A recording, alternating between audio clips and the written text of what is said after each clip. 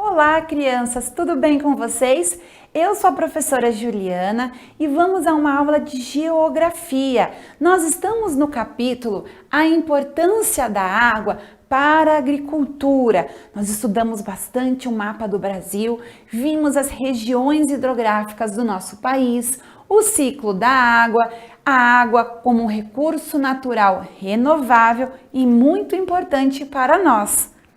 Agora, nós vamos ver aqui sobre os reservatórios de água superficiais e subterrâneos. Superficiais que estão em cima, subterrâneo que estão embaixo. Em nosso país, também é muito comum o uso de águas subterrâneas, ou seja, aquelas que estão debaixo da terra. Os reservatórios são formados pela água das chuvas que entram no solo e se acumula em diferentes profundidades. Para a exploração dessas águas subterrâneas, é necessária a perfuração do solo e a construção de um poço d'água. Olha lá o poço d'água, que é um buraco feito no solo, utilizado para a captação de água. Então, veja bem, é muito comum também ver em algumas casas o poço de água. Então, tem gente que fala, que na minha casa não tem problema com a falta d'água porque eu tenho poço. Ou seja, a pessoa consegue ter acesso diretamente à água subterrânea. Então, cava-se um buraco, né? Aí faz como num desenho animado que a gente conhece, por exemplo, da Branca de Neve, que tem o poço, que a bruxa vê as coisas, lembra? Então, como naquele desenho, isso é um poço d'água. Olha aqui o desenho também do nosso livro, a imagem do nosso livro. Vamos observar a ilustração, os tipos de poços encontrados no Brasil. Quais são? Acompanhe aqui com o nosso mouse. Temos o poço escavado ou caipira, que normalmente nós encontramos na zona rural. O poço escavado artesanalmente. Então, normalmente não é uma empresa que vai lá, que faz o buraco, a pessoa faz de uma maneira artesanal, mais sujeito a contaminações, ok? Então, está mais sujeito a contaminação. A pessoa desce com a cordinha, cava, pega com o balde, sobe. Mais ou menos assim. Nós temos o poço ponteira ou semi-artesiano, também visto nas zonas rurais. Ele é um poço escavado com ferramentas simples. Ele é um poço raso, como no outro, no poço escavado, porém ele tem uma bomba elétrica aqui embaixo que faz com que a água suba, certo? Não precisa ninguém ficar puxando a água. Aqui tem a bomba instalada que puxa a água. O outro tipo de poço que nós vamos ver aqui é o poço tubular ou artesiano. O outro era semi-artesiano, agora nós estamos falando do artesiano, encontrado nas zona urbana, nas cidades. É o escavado com sonda mecanizada. Veja bem aqui, nós estamos vendo um prédio bem bonito, vários, né? Este poço tubular ou artesiano, ele é um poço profundo, contrário dos poços que nós vimos na zona rural, que são rasos. Aqui nós temos um poço profundo. Ele tem aqui na ponta, ó, aqui em cima, estão vendo? A proteção sanitária. Pode ter revestimento tipo rocha. Aqui embaixo também tem uma bomba elétrica que fica bombeando a água lá para cima para levar para o prédio. E aqui tem uma proteção sanitária. Então, a higienização nesse tipo de poço é maior. E aí, você conhece algum tipo desses poços que nós vimos agora? O poço escavado ou poço caipira, ou conhece o poço semi-artesiano, ou já viu o poço artesiano? Qual desses você conhece? Vamos praticar agora um pouquinho a lupa na mão. você vai fazer uma pesquisa. Agora você vai ser novamente como um cientista. Então, olha lá. Encontre uma pessoa que faça ou que já tenha feito uso de água extraído de um poço e faça a ela as perguntas a seguir. Então, você vai ver uma pessoa que já tenha pego água desses tipos de poço. Se você não conhece ninguém, dá uma pesquisada na internet, pessoas que já utilizaram poço artesiano ou semi-artesiano ou poço caipira e responda as perguntas aqui. Por que você fazia ou faz uso de água de poço? Eu posso adiantar para vocês também que muitas pessoas utilizam a água do poço porque é mais barato, certo? A pessoa não tem que gastar a água lá vindo das companhias de água e esgoto. Ela tem acesso direto à água vindo lá do subterrâneo. Número 2. A água do poço era ou é suficiente para o uso diário? A pessoa consegue usar todos os dias aquela água do poço? E pergunta também se é prático utilizar a água do poço no caso daquele poço artesanal ou poço caipira, o primeiro que nós vimos aqui, ó, que é um poço raso e que a gente vê que não tem bomba elétrica. A pessoa precisa puxar a água. Era prático de utilizar? Como era isso? Pergunta para a pessoa. E o número 3.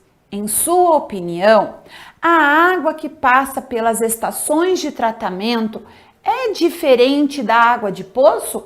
Explique. Então você vai verificar com a pessoa. A água que você pega lá do poço ou pegava, ela é diferente da água quando abre a torneira que vem da rede de tratamento? Se é diferente, por que ela vê essa diferença? No gosto, no cheiro, na cor? Faça essas perguntas para a gente perceber a diferença ali, certo? Vamos aqui continuar. Dependendo do local, a água pode ter origem em um reservatório subterrâneo mais profundo, chamado de aquífero. Os aquíferos são grandes reservas de água no lençol artesiano, que estão localizados em grandes profundidades. Então, ao contrário do poço, olha lá, que são encontrados em locais mais rasos ou profundos, os aquíferos são grandes profundidades. Por isso, são necessários muitos equipamentos de perfuração e tubulações para extrair a água do solo. Observe a ilustração a seguir. Então, olha ali, o aquífero a gente pode localizar tanto em zona urbana quanto em zona rural. Não é, pessoal, retomando aqui, porque é um poço caipira que nós também não podemos encontrar na zona urbana, tá? É mais comum na zona rural, como o poço semi-artesiano também ser encontrado na zona urbana. É que é mais comum localizar na zona rural, ok? Então, olha lá, ele é escavado com sonda mecanizada, então ele não consegue, como o poço caipira, ser cavado de uma forma artesanal, ou seja, uma pessoa sozinho, com a ajuda de 2 ou 3 amigos, fazer aquele poço. Aqui no aquífero, isso não é possível. Então, ele é menos sujeito à contaminação do que os poços que nós vimos. Depende da formação natural e física do terreno, ou seja, a pessoa não determina, aqui é um aquífero. Não, isso aí vem da natureza, da mesma forma que os poços também são, tá bom? Então, ele depende da formação natural e física do terreno, ele é muito profundo e para se captar água lá de baixo também se utiliza a bomba elétrica, que ela capta, ela puxa aquela água lá de baixo para a superfície e então as pessoas podem utilizar esta água. Agora, nós vamos conversar um pouquinho sobre a água na agricultura, certo? O que significa isso? Você sabia que grande parte dos alimentos que você come diariamente usa água em seu processo de produção? Essa água é chamada de água virtual. Nossa, professora, mas virtual é só aquilo que está na internet. A água fica na internet, então? Não, isso é uma forma que a gente utilizou, que se encontrou para utilizar e explicar sobre a utilização dessa água. Por exemplo, uma simples salada de alface com tomate. Até chegar na mesa da minha casa, lá na plantação da sementinha do alface, da sementinha do tomate, utilizou-se água para regar a terra, para o crescimento, aí foi utilizando a água, depois que retirou o alface e o tomate da terra, novamente foi lavado para ir ao mercado e eu comprar. Antes ainda de chegar na minha mesa, na minha casa, eu ainda preciso lavar esse alimento e aí eu então consumir. Olha quantas vezes foi utilizado a água para um alface e um tomate. Você já imaginou a carne que você come? Aonde que utiliza a água, essa água virtual lá com o boi? A água para regar o pasto, para preparar a ração na indústria, para limpar o local onde os bois ficam, para higienizar às vezes alguma situação que precisa no próprio boi, na vaca. Então, veja aí quanto que se gasta de água na produção dos alimentos que nós consumimos. Esta água é chamada de água virtual. Para saber mais, o que é água virtual? É a quantidade de água gasta para produzir um bem, produto ou serviço. Então, nós não estamos falando mais só de alimentos. Vimos que a água também é gasta na produção de produtos ou um bem ou um serviço. Numa construção de um prédio, se usa a água para construir, por exemplo, o pó do cimento para deixar aquela massa. Não vai água ali? Pois então, foi só um exemplo que eu dei. Ela está embutida no produto, não apenas no sentido visível, físico, mas também no sentido virtual, considerando a água necessária aos processos produtivos. É uma medida indireta dos recursos hídricos consumidos por um bem. Agora, observe alguns produtos produzidos pela agricultura e responda: você já consumiu ou vai consumir água virtual hoje? Se sim, você vai consumir muita ou pouca água virtual? Vamos ver como? Se você vai consumir alface, cada quilo de alface foi utilizado 250 litros de água. Se você vai comer arroz, para cada saquinho de arroz daquele que a gente compra, foi utilizado 2.500 litros de água. Muito, né? Olha a batata, aquela batatinha frita que muita criança gosta. Cada quilo da batata é utilizado 1.040 litros. Para a laranja, que a gente faz suco, ou a laranja que a gente usa para comer, para cada quilo de laranja foram utilizados 150 litros de água.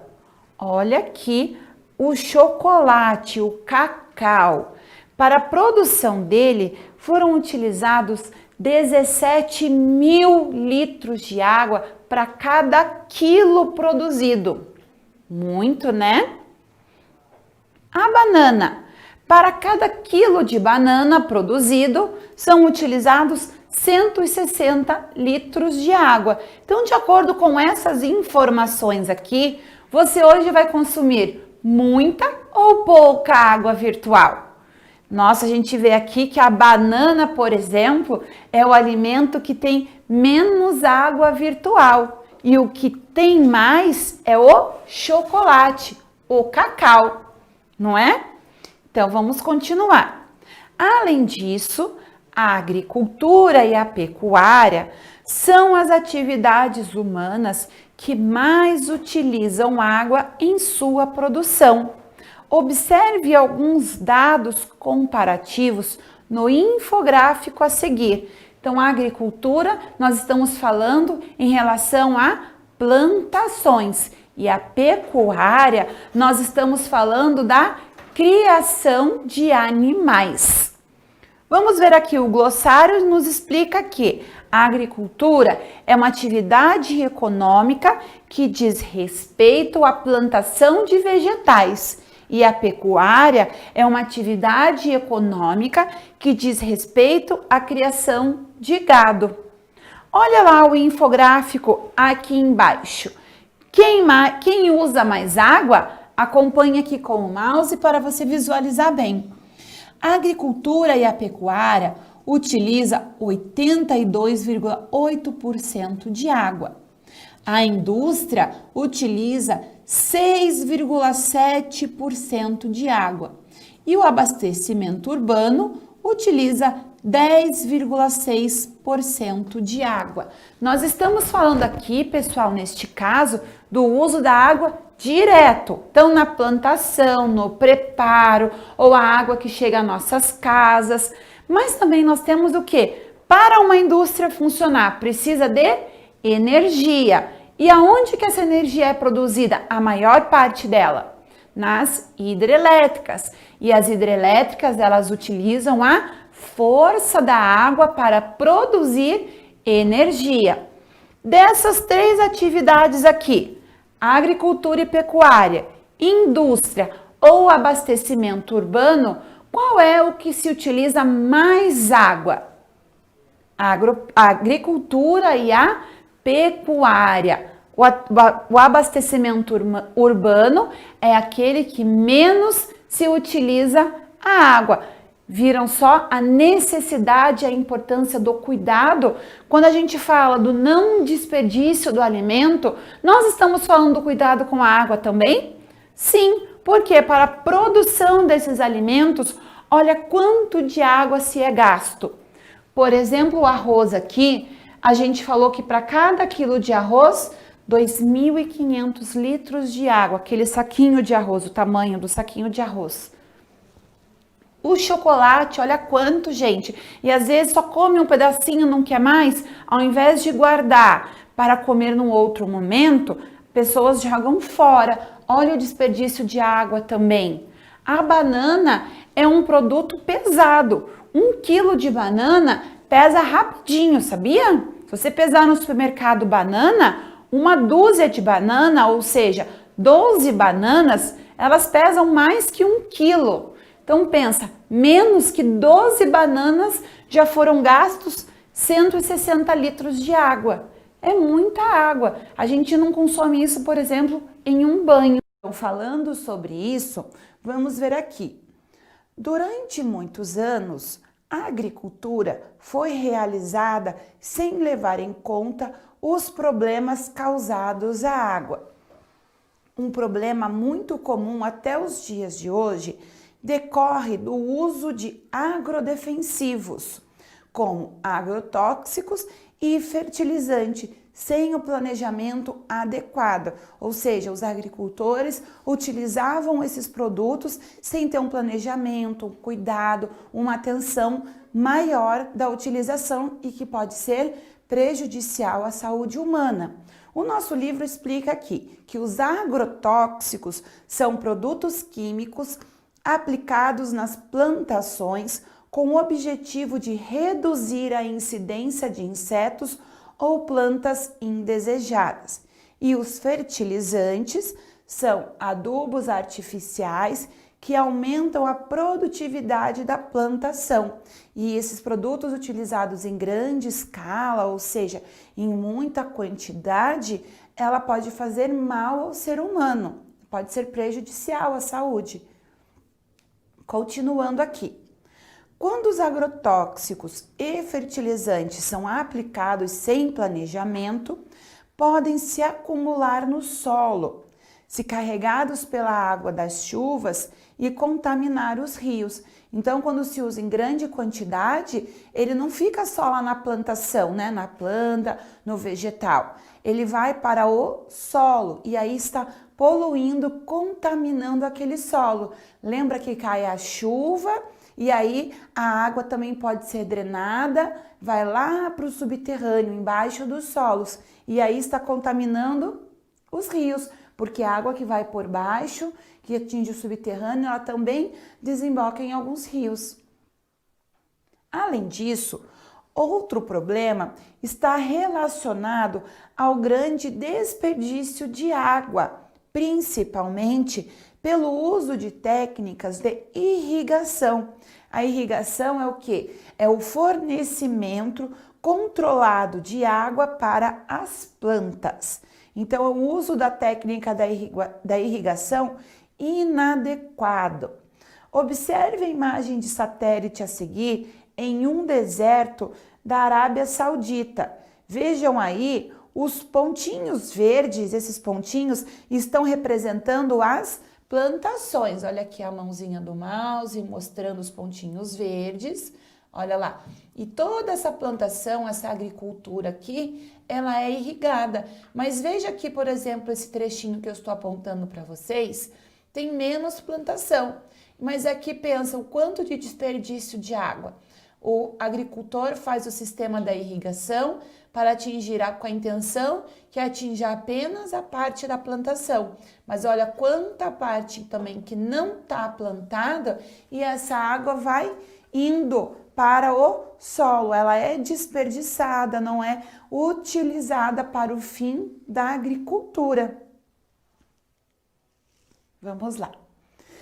Ainda persistem outros problemas ambientais relacionados à atividade agrícola que precisam ser reduzidos, sendo um deles o desflorestamento. O desflorestamento é o quê? Quando retira florestas para diferentes finalidades, ou seja, desmata uma região, tira aquela floresta para utilizar para várias situações, também como, por exemplo, na pecuária, precisa de um pasto grande para a criação do gado, então vai desflorestar, vai desmatar aquela área para a criação do gado, do boi. Então, aqui também é um dos problemas. Ou então, vai desflorestar, como no caso da agricultura, tira toda aquela região de floresta para fazer uma plantação, por exemplo, de cana-de-açúcar, plantação de batata, plantação de café. Então, ali onde era uma área de floresta, ela é destruída, desmatada, para se tornar somente plantações, ok? O desflorestamento faz com que o solo fique exposto e com as chuvas seja facilmente carregado para dentro dos rios, geralmente gerando o processo de assoreamento, que é quando o leito de um rio se torna mais raso por causa do acúmulo de detritos. Pois então, pessoal, para vocês entenderem mais ou menos, nós temos aqui o rio, com toda a água aqui, ok? Aqui era um lugar de floresta. Tiraram, desmataram a floresta, choveu. Quando cai a chuva, imagina que aqui está caindo a chuva, a água vem aqui, tem a plantação para proteger o solo, a terra ali? Não tem. Então, o que acontece? É como se a gente pegasse um local que está sujo de terra, para vocês compreenderem. Joga água, o que vai acontecer com a terra que está ali? Ela vai sair, ela vai para outro lugar, ela vai descer. E aqui acontece a mesma coisa. Este solo aqui vai sair e vai indo para os rios. E aqui o rio que era fundo vai se enchendo de terra, e ele vai ficar mais raso. E acontecem situações em que, inclusive, a água do rio chega a sumir, fica somente terra onde era água, ok? Este processo a gente chama de assoreamento.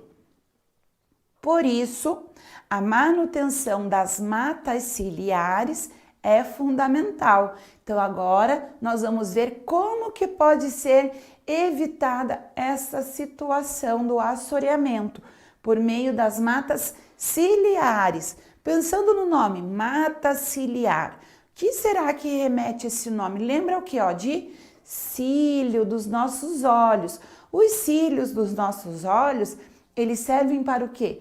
Proteger os nossos olhos. A mata ciliar, ela também tem essa função de proteção.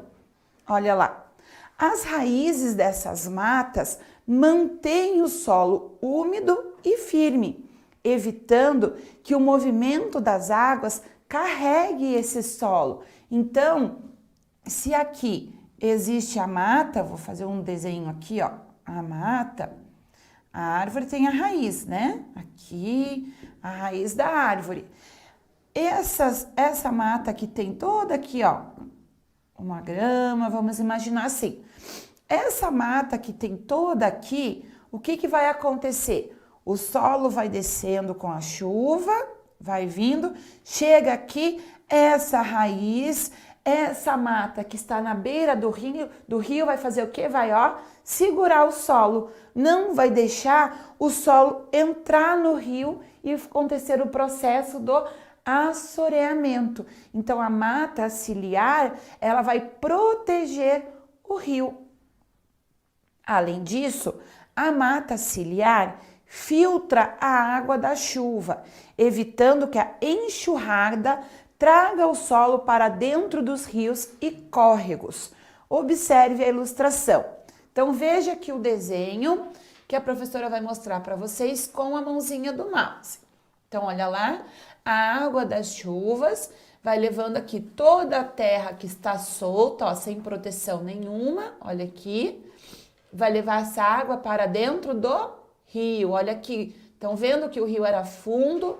Olha a terra chegando, tá diminuindo a profundidade, tá fazendo o rio ficar mais raso. Isso aqui é o assoreamento. Já na segunda imagem, a gente vê o quê? A mata que está aqui em volta do rio, a chuva cai e esta mata está segurando, está protegendo o rio e não deixa com que esse solo caia aqui e aconteça o processo do assoreamento. Olha lá, as raízes da vegetação estão segurando a terra, certo, pessoal? Continuando este tema, vamos ver aqui. Outro fator que pode comprometer as nascentes e os cursos de água é a agricultura praticada em terrenos com grande declividade. O que é essa palavrinha declividade? É a inclinação em relação a um terreno, quando ele está, como uma ladeira, inclinado, ok? Então, isso também pode atrapalhar um pouco. Quando o terreno apresenta essa característica, faz com que a água da chuva escorra superficialmente com maior velocidade e assim acaba por carregar partículas do solo para outros locais. Esse processo chama-se erosão. A palavrinha partícula significa pequenas partes, pequenos pedaços, fragmentos, ok? Então, olha lá, o processo da erosão. Imagine que você está numa ladeira, ok? Que é um local inclinado. Quando cai a água da chuva aqui, ou se você jogar um balde de água, a água rapidamente vai descer. Agora, se você jogar um balde de água em um local que é plano, ou seja, que é reto, vou jogar o balde de água aqui. Ele vai sair com mais velocidade ou menos velocidade que no local que está inclinado? Com menos velocidade. não é? Então, se eu jogo a água com mais velocidade no plano inclinado, a água vai descer. Então, imagina que um local assim, como morros, por exemplo, e as pessoas têm as plantações, a sua agricultura em locais inclinados. Vem a chuva e a água cai, nossa, vai levando com velocidade e toda a terra que está aqui vai descendo superficialmente. E todo esse processo que quando vai carregando a parte de cima aqui, ó, superficial, que está por cima, nós chamamos de erosão. Então, estamos aprendendo outro termo. Vimos o assoreamento, que é quando a terra vai indo para dentro do rio e vai subindo, vai diminuindo a profundidade do rio. E vimos aqui, quando temos uma plantação em um local que não é plano, ou seja, que está lá no inclinado, não necessariamente um morro muito alto, às vezes mais baixo, né? Por exemplo, aqui, ó, tá o plano, aí a pessoa tem uma plantação aqui, ó, nessa parte um pouco de cima, ok? Essa parte aqui, mesmo aqui embaixo, já é suficiente para a água da chuva cair e levar a parte superficial da agricultura, que nós chamamos de erosão. Para evitar essa situação, foram desenvolvidas técnicas de plantação que buscam minimizar os efeitos da água em áreas com grande declividade, ou seja, quanto mais inclinado for a área, mais vai ter o processo de erosão, maior será, certo? Então, existem técnicas que ajudam a amenizar este processo. Nós temos ali curvas de nível. O que significa isso? Olha lá o desenho do que são curvas de nível. Tá vendo aqui? Percebem que tem as curvas ali? O plantio é feito em curvas de acordo com a declividade do terreno. Por isso, faz com que a água das chuvas perca a velocidade e se infiltre no solo com maior facilidade. É como se fazendo aquelas curvas está criando obstáculos. Então, pensa lá também, uma ladeira. Se no meio dessa ladeira tem lá uma lombada, o que vai acontecer com a água aqui? A água vem vindo em velocidade, encontrou aqui uma lombada, ops, diminui a velocidade, certo? Então, ali na plantação de curvas de nível, a intenção é essa. Temos também os terraços. O que significam terraços? O plantio é feito em escadas, com o mesmo objetivo das curvas de nível, ou seja, reduzir a capacidade da água da chuva em transportar o solo. É bastante utilizada em áreas muito íngremes na Ásia, ou seja, estamos nos referindo a outro continente, ok? Muito utilizado lá. Então, elas fazem como se fosse em degraus, como se fossem umas escadinhas, com a mesma intenção das curvas. E tem também o plantio direto. O plantio é feito sobre os restos da cultura anterior. A palha que se acumula na superfície do solo se reduz os impactos da água da chuva. Então, se você já viajou de carro, pôde observar plantações, percebam que existem locais, vou apagar aqui, existem locais que as plantações parecem que estão lá assim, ó, em curvas, ó, ou assim, é plantado nessas linhas, ó, fica como se fosse assim, ok? Toda a plantação, ó, aqui, ela está em curvas, ou quando está em linhas retas assim, nós estamos falando do plantio direto.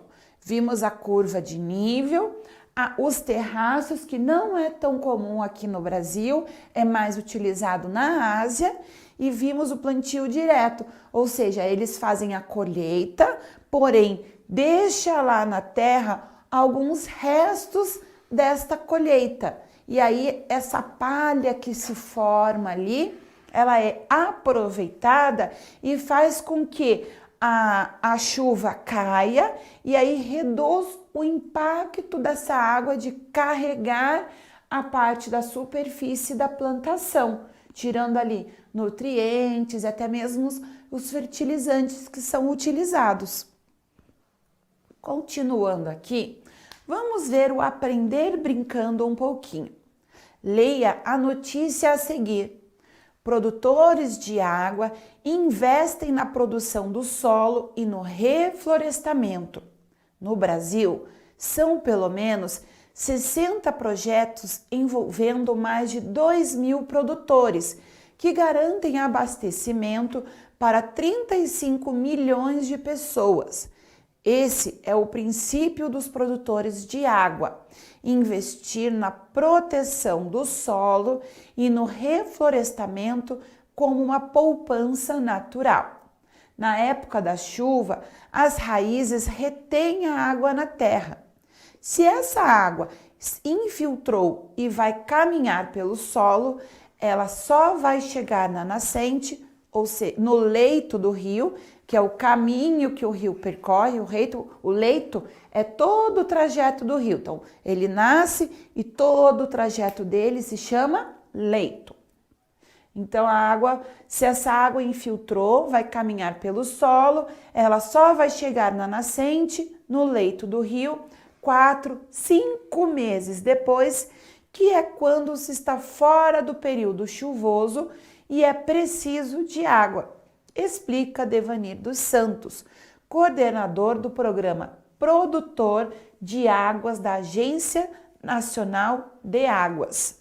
Em todo o Brasil, em 5 anos, mais de 1 milhão de mudas foram plantadas no programa de produção de água e a natureza responde rápido. Em uma fazenda, só tinha mato e areia. A nascente tinha sumido. Agora a água brotou do solo e está pura e limpa, alimentando o córrego da região. Então, olha lá, nós temos aqui 2 exercícios que vai ficar como sugestão para você realizar. Explique nas linhas a seguir por que as árvores são importantes para a manutenção dos rios. Então, nós vimos ali e conversamos também sobre a importância das árvores para a manutenção. Então, você vai responder. Número 2. Agora, que tal montar a sua árvore? Você vai encontrar no material de apoio e vai seguir as instruções e vai construir a sua árvore. Se você não localizou no material de apoio, você pode buscar dobraduras ou outros materiais para construir a sua árvore, certo? Então, pessoal, ficamos por aqui. Nos vemos em breve em mais uma aula de geografia. Cuidem-se. Tchau!